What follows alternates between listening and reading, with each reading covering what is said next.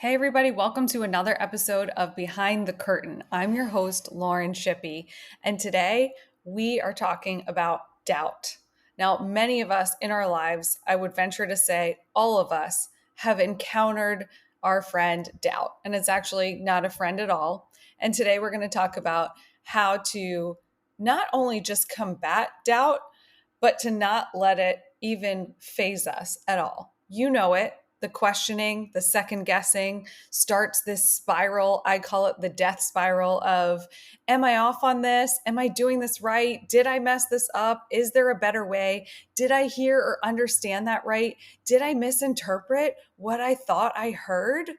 It calls everything into question. It causes us to be uncertain, to have a lack of confidence, a distrust, a hesitation, a suspense, and to not believe what we may know to be true in terms of the direction we're moving, what we're doing, what we're building, right? All of those things. And so doubt can be dangerous for us, just like fear. We talked about that last week, because doubt will destroy the plans for you.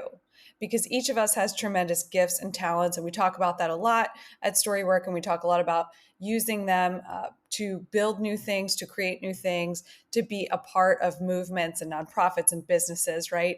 And so doubt will keep you in a holding pattern, right? So I want you to think of a time when you've been in this holding pattern, when it feels like you're kind of going around and around and around and around in circles. I had this vision of just an airplane. So I'm sure you've been on an airplane when it is delayed in the air, which is so not fun because you expected to be there by now and you're late and you're hungry and there's a baby crying a few rows ahead and the person next to you is snoring too loud and you've already read your book or listened to your podcast or watch all the shows you can. You're bored and you're ready to be there and you have nothing left to do and you're just waiting and you're trapped because you're on a plane. So you can't do anything about it. So the holding pattern is that place where you get tired because you've been here for a while and you're over it. And it's in the waiting that the doubt can start to creep in. Why hasn't this happened yet? Why am I still here in this place instead of being there? Why didn't this go like I thought it would?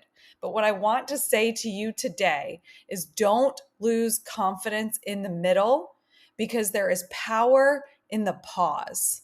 And I want to remind you of what you know, who you are, what you heard, what you sensed, how you got here, why you started, and where you're going. Today, remind yourself of those things. I'm going to read it again. Be reminded of what you know, of who you are, of what you heard, of what you sensed, how you got here, why you started, and where you're going. Keep the pace, be steady, regain your strength. You may be in a holding pattern, but you're not done yet. There are good plans for you ahead, and I just wanted to remind you of that today. And when the circling is over and you land and you step off that plane, you'll be exactly where you're supposed to be in your heart and in your mind. Because while you can't see it, while you've been circling in the air all this time, you've been prepared for exactly what it is that you're going to do or step into next. So if you want to take some time and journal through this, my question for you today is, where do you need to stand still? And that might sound like such a funny question. You're like, what? You talk a lot about moving and building and creating new things. And that's great. But actually, sometimes you need to stand still to get the clarity you need to continue forward in a meaningful way and keep a steady pace. So as you work through it, I would encourage you, when you think about doubt, to recognize the sources. What's causing you to doubt right now? Where is it coming from? Are there voices around you, or is it your own voice that's causing doubt? What's throwing you off course? And I think of a tightrope here. So picture yourself on a tightrope and you're taking one steady, consistent step forward at a time. to get to the other side, to get to where you're going. But if you look down for 1 second, or you take your eyes off of the focus, right, of where you're going, you will fall off that tightrope.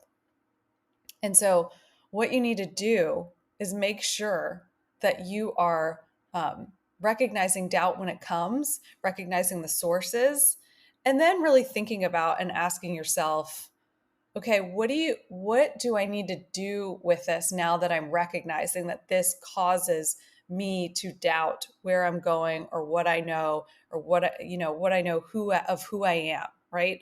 Don't agree with doubt. So choose not to come into agreement with it. When we come into agreement with things, it throws us off course, right? It knocks us off the tightrope. Pay attention to your words. So I think I said this last week, but really pay attention to the words that you're using, the words that you're speaking, and look up and out. So choose to get a larger perspective for yourself and for those around you. So I am going to end this episode as I did last week with just a simple declaration. So if you feel like you're in a place where you just need to declare this, if you're stuck in doubt, if you're stuck in that holding pattern and you're really struggling while you're in that place with where you need to actually stand still with your feet firmly planted, focused on the horizon, just declare this with me. I am not going to be moved by doubt. Although the wind and the waves may come, I am going to stand still with my feet firmly planted. I know who I am and what I heard. I will stay here until it's time to move, keeping a steady pace and being faithful with what's in front of me until it's time to land. I hope you have such a great day. Thank you so much for listening. If you enjoyed this episode, feel free to share it with a friend. And for more, check out www.storywork.co.